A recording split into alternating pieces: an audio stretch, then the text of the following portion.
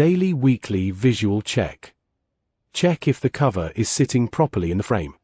Look for cracks, chips, or broken edges. Check for unusual noise when vehicles pass over it. Remove leaves, mud, and debris around the cover. Monthly inspection. Inspect the frame and cover for corrosion. Ensure lifting holes are not blocked. Check surrounding asphalt or concrete for settlement or cracking. Verify the cover does not rock or move. Quarterly maintenance. Open the manhole using proper lifting tools. Inspect internal walls for cracks or water infiltration. Check steps rungs for corrosion or looseness. Remove sediment, trash, and blockages from the chamber. Inspect inlet and outlet pipes. Annual maintenance. Perform a full structural inspection. Measure cover wear and frame wear. Repair damaged concrete seats. Recoat exposed metal with anti-corrosion paint if required.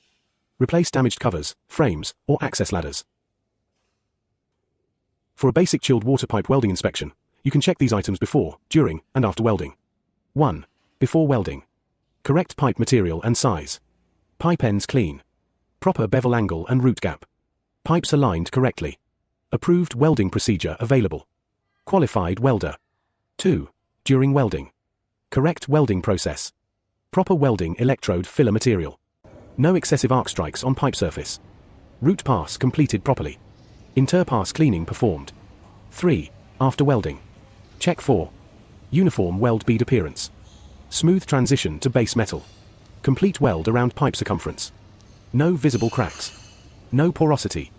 No undercut along weld edges. No overlap of weld metal. No excessive reinforcement. No burn through. 4. Dimensional check. Pipe alignment maintained. Support locations correct. Slope maintained if required. Weld size meets drawing specification. 5. Pressure test. Fill system with water. Remove air from piping. Apply specified test pressure.